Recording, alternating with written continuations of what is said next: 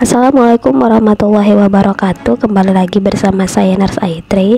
Halo teman-teman, gimana kabarnya? Semoga sehat selalu dan dalam perlindungan Allah Subhanahu wa Ta'ala.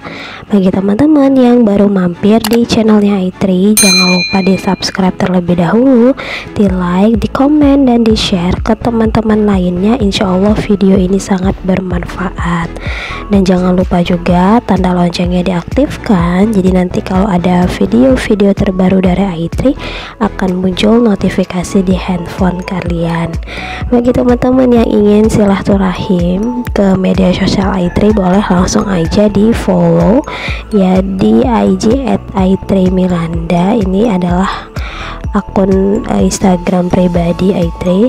Dan bagi teman-teman yang ingin mengikuti bimbingan belajar khususnya untuk profesi nurse dan D3 keperawatan yang langsung dibimbing oleh saya, teman-teman bisa langsung follow aja di IG @generasi.kompeten atau nomor di bawah ini.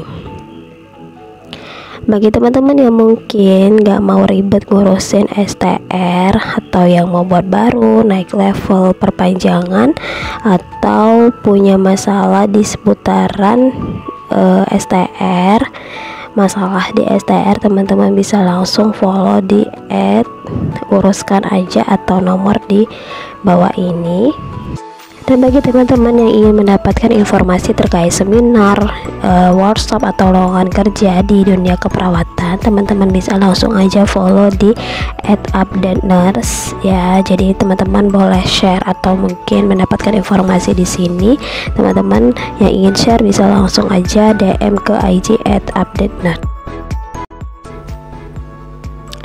Oke teman-teman, untuk kali ini kita akan membahas terkait dengan soal keperawatan jiwa, dimana soal-soal yang akan kita bahas nanti ini adalah soal-soal yang sering muncul ya di ujian kompetensi ya. Jadi bagi teman-teman mungkin yang ingin banyak lagi belajar, teman-teman bisa bahas-bahas soal di channel YouTube ini. Itu Aitri ada bahas beberapa soal, bisa cek aja langsung di video lainnya. Kemudian juga ada materi-materi yang sering muncul di ujian kompetensi. Nah teman-teman, untuk pertanyaan kali ini di soal yang nomor 1 itu ditanyakan dengan terkait evaluasi tindakan keperawatan. Jadi seorang perempuan usia 30 tahun, dia karena marah-marah, bicara sendiri, dan menolak mandi. Hasil pengkajian kontak tidak ada, menyendiri, dan menolak interaksi. Pasien sudah diajarkan cara mengontrol marah, mengontrol halusinasi, cara berkenalan, dan cara merawat diri. Pada kasus ini ya, itu ditanyakan terkait dengan evaluasi. Berarti sebelum evaluasi tindakan atau kriteria hasil apa sih yang kita harapkan dari si pasiennya. Dimana kalau misalnya terkait dengan evaluasi, kita harus tahu dulu nih kira-kira diagnosa dari kasus itu apa ya. Jadi kalau untuk soal jiwa, kita ngambil pada saat hasil pengkajian pada saat itu ya, artinya pada saat pengkajian di rumah sakit gitu ya, waktu si pasiennya datang, bukan pada saat alasan dia datang ke rumah sakit itu kenapa gitu ya.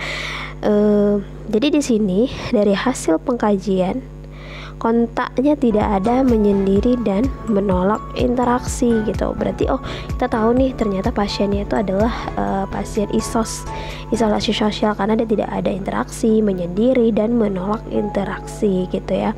Maka evaluasi atau kriterianya apa sih kalau misalnya pasiennya dengan diagnosa isolasi sosial gitu. Berarti kita tinggal lihat aja, kita harus bisa menyamakan gitu di pilihan optionnya yang terkait dengan isolasi sosial ya. Kalau misalnya yang A ya, ini kan dia tentang baju bersih dan rapi, ternyata tentang defisit ya, defisit proton diri. Sementara tadi kita udah bisa menentukan kalau diagnosa di kasus ini itu tadi adalah terkait dengan isolasi sosial, berarti ini tidak cocok gitu ya. Kemudian tanda marahnya berkurang. Nah pasiennya ini tadi kita udah tentuin kalau diagnosanya adalah ISOS. Berarti kita harus cari di pilihan jawabannya ini terkait dengan ISOS gitu ya. Berarti kalau tanda-tanda marah itu dari diagnosa resiko perilaku kekerasan. Jadi nggak cocok jawabannya B, yang A juga tidak. Dan kemudian yang C, mempunyai teman dan kontak matanya ada gitu ya, positif. Berarti ini ISOS ya. Jadi dia mempunyai teman, ini jawaban itu yang gede. Kalau misalnya yang option D itu pasien menunjukkan berorientasi pada realita, ini berarti pasien yang dengan keluhan waham gitu ya, diagnosa waham. Kemudian yang E, pasien menentukan perilaku meningkatnya harga diri. Karena kalau harga diri berarti pasien ini mengalami diagnosa harga diri rendah gitu ya. Jadi di sini evaluasi tindakan keperawatan yang tepat adalah yang bagian C, itu mempunyai teman, kemudian kontak positif ya, artinya ada kontak mata gitu pada saat kita mengobrol dengan si pasiennya. Oke, mungkin itu aja untuk soal yang pertama. Oke, next kita ke soal yang kedua. Jadi soal yang kedua ini ditanyakan tujuan tindakan, artinya kenapa sih dilakukan tindakan ini gitu ya. Oke, di sini dia dirawat di RSC karena mengurung diri di kamar sejak 1 bulan yang lalu dan kadang marah tanpa sebab. Nah, dari hasil pengkajian itu pasiennya sering menyendiri, tertawa dan bicara sendiri, afek labil, penampilannya tidak rapi. Berarti kita sama ya seperti soal yang pertama, kita harus menentukan dulu diagnosanya ini apa sih kira-kira. Jadi kita bisa nanti menyambungkan ke option jawabannya gitu ya. Nah, dari hasil pengkajian pasien sering menyendiri, tertawa sendiri, tertawa dan bicara sendiri, afek labil. Berarti ini pasiennya adalah halusinasi gitu ya, halusinasi. Oke, nah kita udah tahu nih diagnosanya adalah halusinasi. Berarti kita harus bisa mencocokkan ya, cari aja nanti di option antara A, B, C, D, dan E nya terkait dengan halusinasi. So pasti jawabannya adalah yang D, pasien mampu mengontrol halusinasinya gitu. Karena kan kita udah tahu tadi diagnosa yang di atas itu adalah terkait halusinasi gitu ya. Jadi kalau misalnya kita jawab A gitu, pasien mampu melakukan interaksi dengan lingkungannya. Berarti itu kalau diagnosanya tadi adalah si isolasi sosial. Ya, kan di sini tadi kita udah menentukan kalau dia diagnosanya adalah halusinasi. Jadi jawabannya yang lebih tepat adalah pasien mampu mengontrol halusinasinya. Oke, mungkin itu aja untuk pembahasan soal yang nomor 2. Oke, next kita ke soal yang ketiga. Untuk pembahasan kali ini yang ditanyakan adalah masalah keperawatan gitu ya, atau diagnosanya datang ke poli jiwa karena membanting-banting barang di rumah setelah pulang dari pekerjaannya. Berarti itu pada saat dia di rumah gitu ya. Kita untuk menentukan masalah keperawatan ataupun diagnosa keperawatan pada soal jiwa, kita ambil pada saat hasil pengkajian, artinya pada saat pasien itu tiba di rumah sakitnya. Dari hasil pengkajian, pasien mengatakan tidak dihargai oleh atasannya karena dikeluarkan dari pekerjaan dengan tiba-tiba, tatapan mata tajam mendominasi pembicaraan. Keluarga mengatakan pasien pernah dirawat di RSC.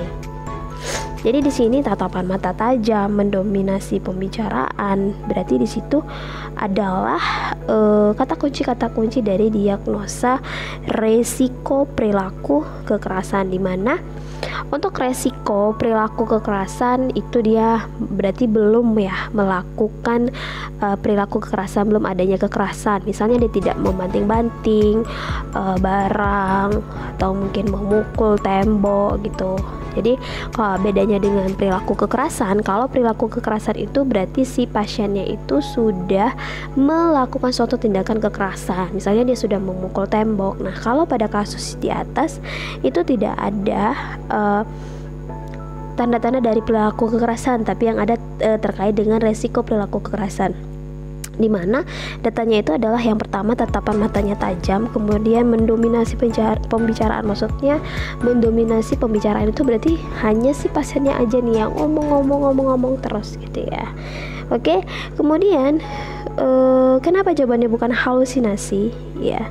Karena memang di sini itu juga tidak ada kata-kata kunci dari halusinasi, terkait dengan halusinasi gitu ya. Jadi kan kalau halusinasi itu ya berbicara sendiri, tertawa sendiri kayak gitu. Isolasi sosial jadi dia juga tidak ada pembahasannya di kasus itu, bahwasannya dia misalnya malas berinteraksi. Nah, kemudian defisit perawatan diri. Kalau defisit perawatan diri itu dia misalnya makannya berserakan gitu, nggak ada ya, pada di kasusnya itu tidak ada. Nah, kemudian harga diri rendah juga tidak ada gitu ya, karena dia juga tidak ada merasakan malu gitu ya.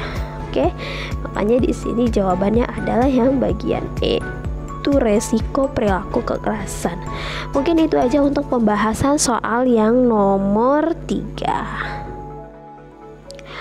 Oke, next untuk soal yang nomor 4. Jadi di soal yang nomor 4 itu adalah yang ditanyakan dengan diagnosis keperawatannya atau masalah keperawatannya, dimana sejak minggu lalu, jadi dia sudah dirawat di RSC sejak minggu lalu karena marah-marah dan tertawa sendiri.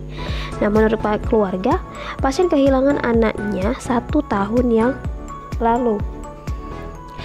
Hasil pengkajian. Nah, dari hasil pengkajian, rambut pasien itu tidak disisir, pasiennya sering menyendiri ya, kemudian kontak matanya kurang, dan mengatakan saya gagal menjadi ibu dan tidak memberikan yang terbaik untuk anaknya. Berarti ini adalah tanda dan gejala dari harga diri rendah, di mana harga diri rendah ini pasiennya itu mengatakan bahwasannya mengatakan kayak misalnya hidupnya sudah tidak bermakna lagi, artinya dia tidak mampu gitu ya, tidak percaya diri dengan dirinya. Oke, karena di sini dia gagal menjadi ibu dan tidak bisa memberikan yang terbaik, karena juga dia sering menyendiri, berarti dia tidak mau berinteraksi ya. Kemudian kontak matanya juga kurang. Nah, makanya jawaban yang lebih tepatnya di sini adalah yang bagian D. Jadi teman-teman jangan salah membedakan antara isolasi sosial dengan harga diri rendah gitu ya. Dimana kalau misalnya harga diri rendah itu berarti pasiennya juga ada isosnya dan juga ada harga diri rendahnya. Tapi kalau isolasi sosial dia belum tentu harga diri rendah gitu. Karena kalau misalnya kita jawab B, isolasi sosial ya kan, pasti datanya tuh hanya misalnya dia sering menyendiri, kemudian kontak matanya kurang, dia tidak ada kalimat yang ini gitu ya. Kalau misalnya ke isos, oke. Nah, berhubung di sini dia ada tambahan kalimat ya di sini bahwasannya pasiennya itu mengatakan saya gagal ya, berarti kan dia seolah-olah tidak percaya diri, tidak mampu gitu ya, mengatakan kayaknya udah nggak bermakna lagi hidupnya ya, berarti dia itu ke harga diri rendahnya. Kenapa? Karena harga diri rendah itu dia seperti paket komplit yang di dalamnya ada juga isolasi sosial gitu. Jadi perbedaannya antara isolasi sosial dengan harga diri rendah itu ada paket komplitnya, seperti yang tadi saya sudah sampaikan, dia itu juga ada isolasi sosial di dalamnya. Dan kalau isolasi sosial itu belum tentu gitu dia ada harga diri rendahnya. Oke, itu aja mungkin untuk pembahasan soal di nomor 4.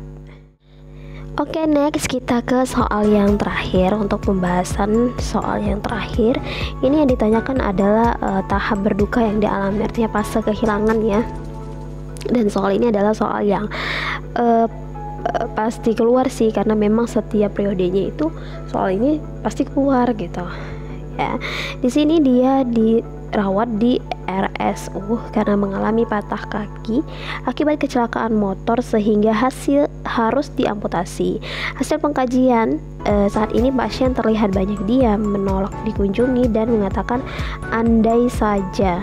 Oke, andai saja dirinya lebih berhati-hati, tentu saat ini masih bisa bekerja seperti biasa ya. Kalau misalnya ada kata-kata pengandaian gitu, berarti itu adalah masuk ke bargaining. Jadi kalau bargaining itu adalah tawar menawar. Oke, untuk bargaining itu tawar menawar. Jadi untuk fase kehilangan itu dia ada 5 ya, sesuai dengan ada yang di sini. Jadi yang pertama itu ada denial. Jadi kalau denial ini menolak ya, menolak. Kemudian kalau acceptance itu dia menerima, artinya dia ikhlas, misalnya kehilangan seseorang yang dia cintain. Kemudian depresi dan anger itu marah ya, marah. Kemudian bargaining itu tawar menawar, artinya kalau tawar menawar itu ada pengandaian. Andai saja aku lebih berhati-hati, andai saja aku lebih cepat datang gitu. Nah, jadi untuk di soal yang ini jawabannya yang lebih tepat adalah bargaining ya, karena di sini itu ada pengandaian ya, andai saja dirinya lebih berhati-hati. Oke, mungkin itu aja untuk pembahasan soal yang kelima. Jadi teman-teman tungguin terus video i3 untuk pembahasan soal-soal berikutnya. Terima kasih buat teman-teman yang sudah menonton dan jangan lupa di share, komen, dan like. Terima kasih. Assalamualaikum warahmatullahi wabarakatuh.